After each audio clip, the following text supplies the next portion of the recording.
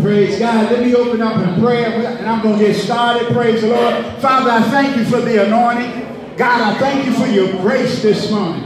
I thank you for your presence. The Bible declares you're ever-present help in the time of trouble. And so, Lord, I thank you for your present help. Come on here. I thank you for your grace this morning. You said, my grace is sufficient. And so you said, if any, look, you said, and call upon me in the day of trouble, and I will deliver thee, and thou shalt glorify me. God, I thank you we can call upon you. We can look into the hills which cometh our help, and to know this morning that our help cometh from the Lord.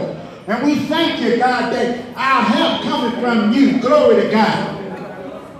Hallelujah. And so, Lord, this morning, send your anointing, send your grace, send your power, send your presence, Father. Touch these men, anoint them afresh, open up their hearts, give them revelation knowledge of the word. God, in the name of Jesus, let them hear what the Spirit saith unto the church this morning. God, you are saying something to them. You are speaking something to their spirit. And give them an ear to hear, Lord. In the name of Jesus. Unstop their ear.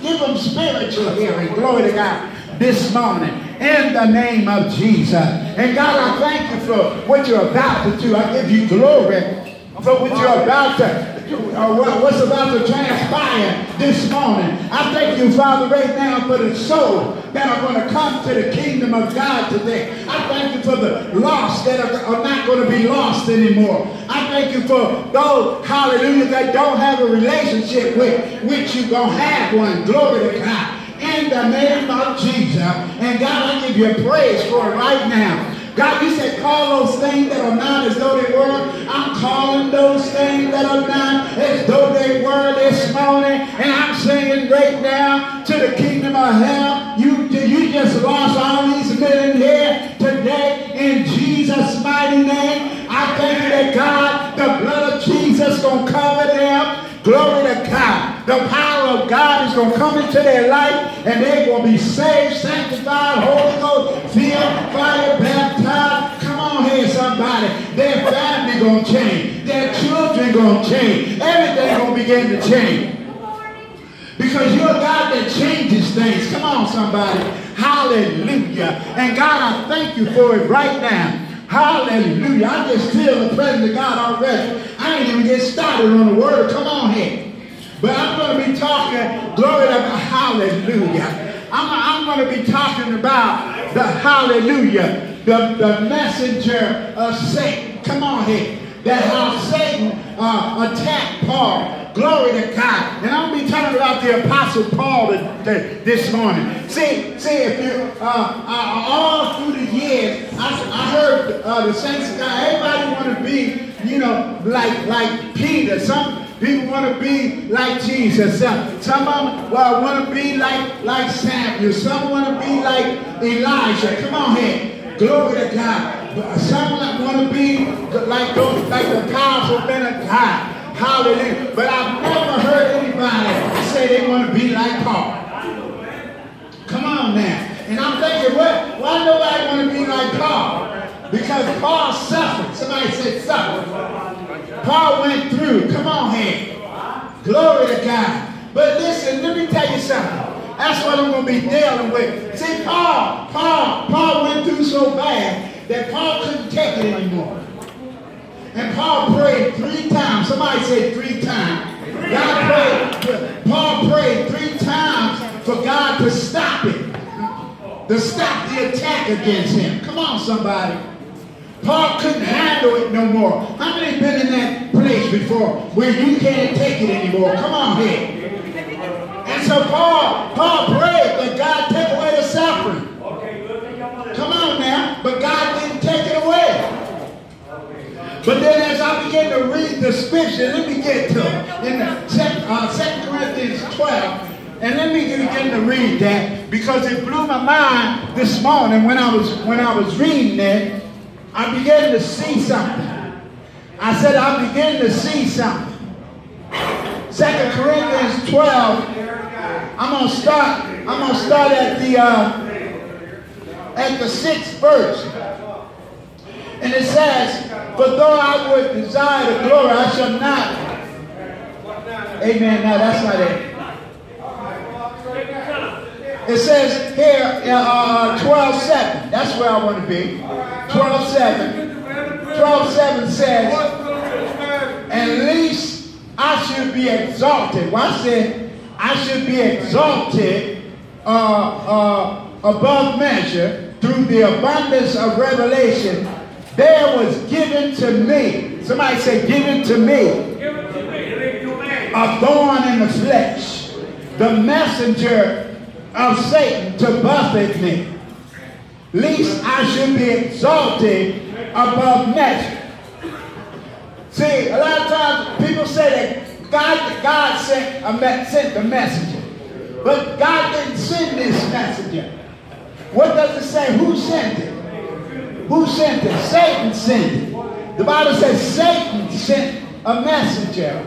Come on here to buffet Paul. He said, at least I'll be exalted above measure. For this thing I besought the Lord thrice or 3 times, that it might depart from me. And he said unto me, listen to this. He said, what? My grace is sufficient. For my strength is made perfect in weakness. Most gladly, therefore, look what happened. He said, I'd rather glory in my affliction, that the power of Christ may rest upon me. Now, Paul went from verse 7 to verse 9. He went from complaining, watch this, asking God to take it away, to glory, saying, I glory in it now. So what happened? How did he go from begging God to remove it to praising God and saying, come on, God, I thank you for this suffering? What happened? The grace, somebody say, God's grace happened. See, when God, oh my God, I feel this thing. See, when God gives you grace, you're going to stop complaining. When God gives you grace, somebody say grace, you're going to stop murmuring. You're going to stop asking God to take it away. And then you're going to start looking for a situation where you are struggling. Come on now. You're going to start looking for trouble. Somebody say looking for trouble. Come on here. Because that's what Paul was talking about. He said, I'm not begging God to take it away no more. Glory to God. I'm asking him, where I want to glory in it. Where can I suffer? Give me a situation where I can go through. Come on here. Hallelujah.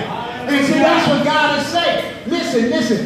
Let me finish reading it, because this blew my mind this morning. I saw something. How many know you can read this Bible for 30 years and not see it? See certain revelation, and you can read the same thing, or you can preach or teach or evangelize the same thing, and then in a twinkling of an eye, in a flash, God can give you a revelation with the same scripture that you have preached to many of the saints under the table with. Come on here. And God can give you a revelation. As I begin to look at it here goes Paul complaining in verse 7. He said, take away the thorn in the flesh. And then when you read in verse 5, he said, I most gladly, come on here. He said, I gladly, glory to God, therefore will I rather glory in my infirmity, that the power of Christ may rest upon me. Therefore, watch this, and 10, he said, therefore I take pleasure in infirmities.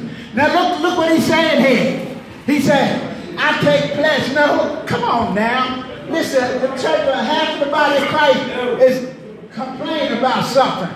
Half of the body of Christ pray that God take away the struggles. Come on here. Am I preaching right this morning? Half of the body of Christ don't want to suffer. Come on here. I know, because I was one of them. Half of the body of Christ don't want to go through nothing. But something happened to Paul.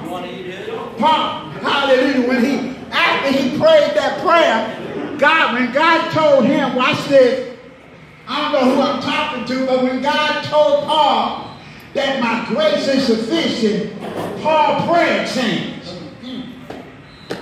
His prayer began to change. He starts saying, listen, I'm looking for something. Come on now, watch this. He said, watch this, he says here, he said, I'd rather what? I'd rather glory. I take pleasure. Come on now. See, Paul didn't just use words just to say something, just to look important. He used certain words like persuaded, pleasure. He used words like infirmity. Therefore, I take pleasure in my struggle or in my infirmity. And listen, the Amplifier said, for the sake of Christ, I am well pleased and take pleasure in infirmities, in insults, and hardships. I'm reading from the Amplifier. In hardships, and persecution, and perplexities, and distress. Glory to God. And for when I am weak, somebody say weak. That's what he found out. Listen. Help me, Holy Ghost. That's what he found out. He's not praying and complaining out of his weakness anymore. Come on, somebody. He's not doing that no more. He found out of something. He found out that in his weakness, God's strength or God's power is made perfect. Come on now. Listen. When my mother died and went home to be with the Lord in 1999, she had stage 4 lung cancer. She was coughing. She weighed about 164 pounds. She went down to 80-something pounds. She was all skinny and everything. But do you know that woman was praising God in her hospital bed? That's right. Come on now. She was giving God the glory. She was clapping her hands. That's right. She was moving her feet. Come on now. And I'm like looking at her, hallelujah. And I'm saying, my God, how can she do that? But I'm going to tell you how she can do it, because something happened. God gave her some grace. God gave her some glory. Come on here. I don't know. I've never died of cancer. Amen. I had cancer, but I didn't die. God healed. Now I ain't trying to question God no more about how you gonna heal me and not my mother. That's God's business. Come on here. But let me tell you something. I believe, hallelujah, like Stephen. The Bible said that they stoned Stephen. But in the midst of Stephen being stoned, God filled the glory. In the midst, come on here. Now they didn't have in Israel, they don't have the little rocks. They had big stones. Come on now. They had these big white rocks that, Lord have mercy, that's the size of grapefruit. And they were throwing that at Stephen. And can you imagine that hitting you? Glory to God. Going at 10 miles an hour and hitting you. Glory to God. So they were stoning Stephen. But in the midst of Stephen, somebody say in the midst of Stephen being stoned, he was praising God. And the Bible said while he was praising God, he happened to look up and he saw Jesus. Come on, somebody. Standing, not sitting. Normally when you read the word, you see Jesus sitting at the right hand of the Father. Am I right? But when Stephen looked up, he was standing up. See, I believe that he gave him the kind of grace to die. Come on, somebody. I believe that when my mother died, he gave her grace to die. Come on now. Because nobody's supposed to be happy dying. You're supposed to be sad and come on now, and writing and trying to write on some toilet tissue or will. Come on here. Come on. But she was praising God. She was clapping her hands. She was riddled with cancer, so she couldn't jump up and do a dance. She always shouted. My mom always shouted. I got my shout from her. Hallelujah. So she couldn't get up and shout, so she shouted in the bed. Come on, somebody. Glory to God. See, that's what Paul was talking about. He said, listen, I went from verse 7 to complaining and crying and whining. Come on now. To praising and glorifying God and asking God, where's the problems? Give me some more problems. Yeah, I've been shipwrecked. I've been stoned. I've been beat up. I've been left for dead. I had hypothermia in the water when I was in the shipwreck. But give me some more suffering.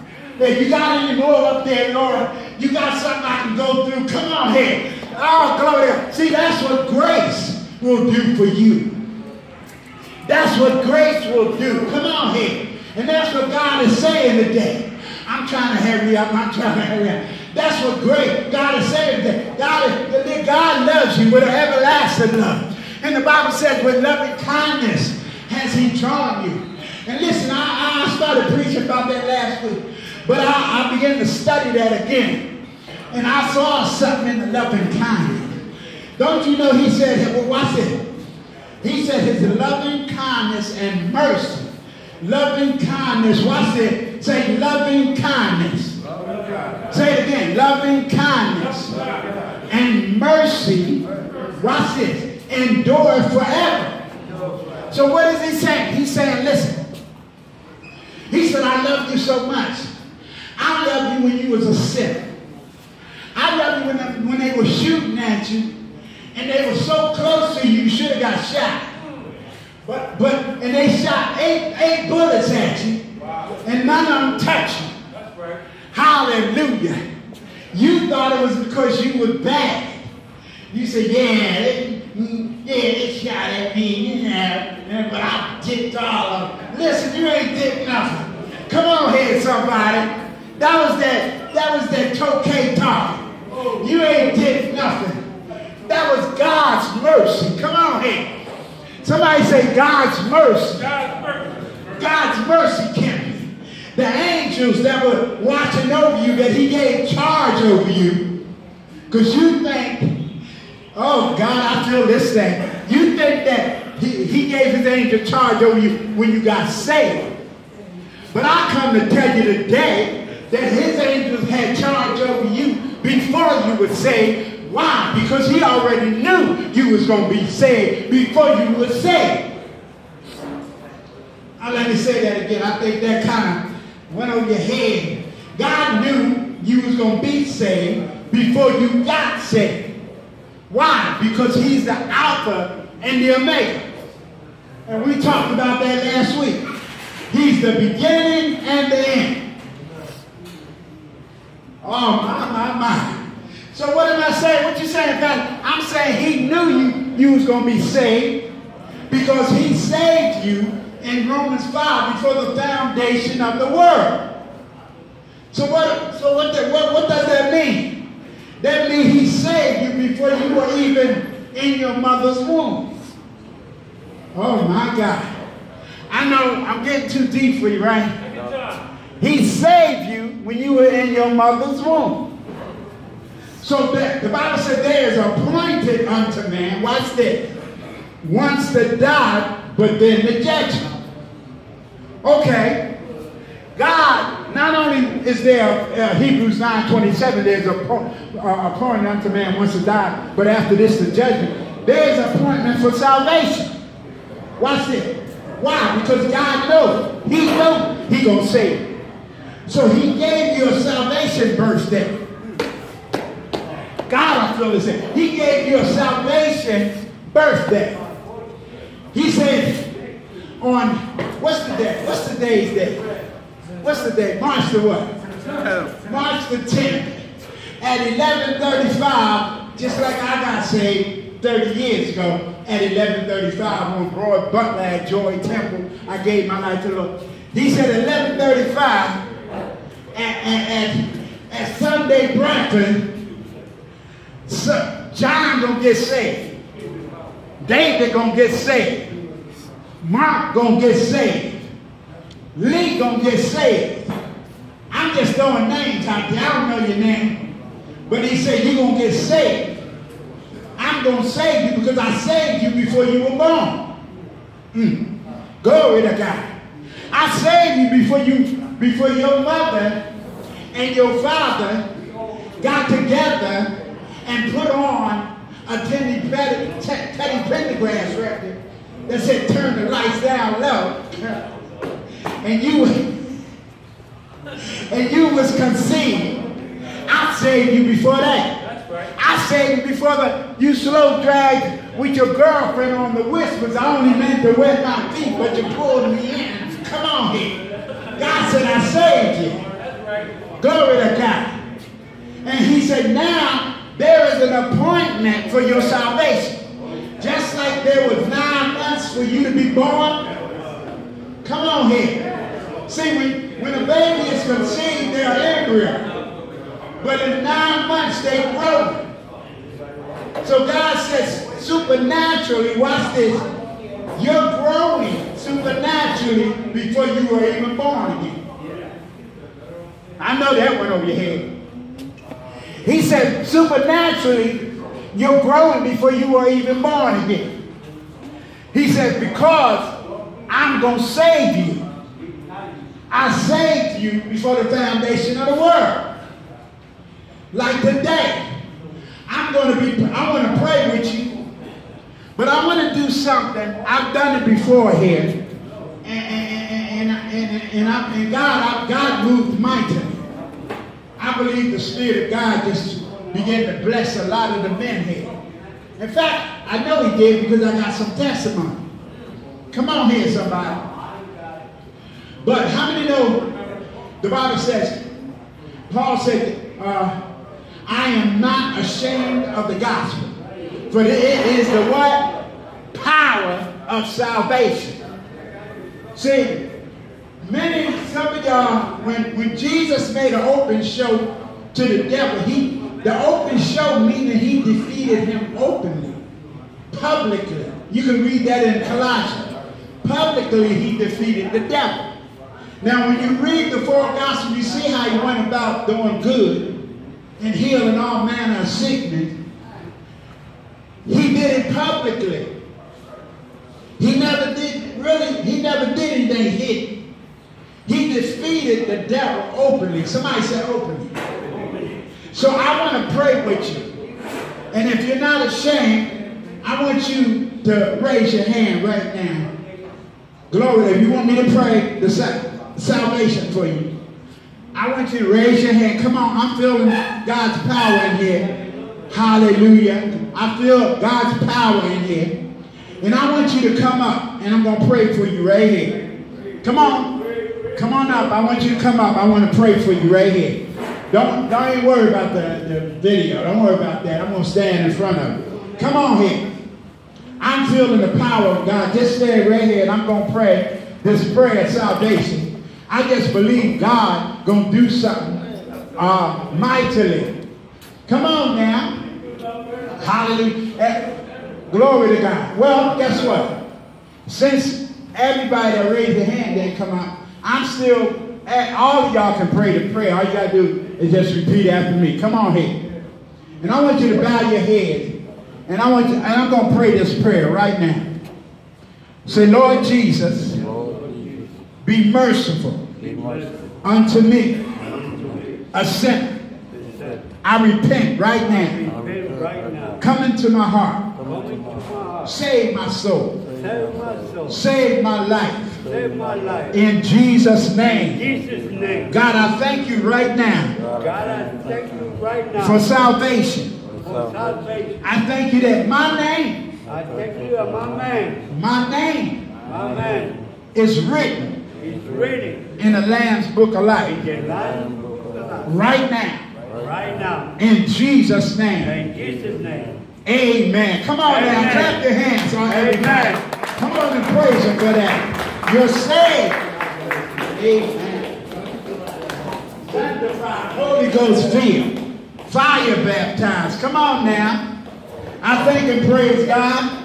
I got a hallelujah. I thank and praise God for the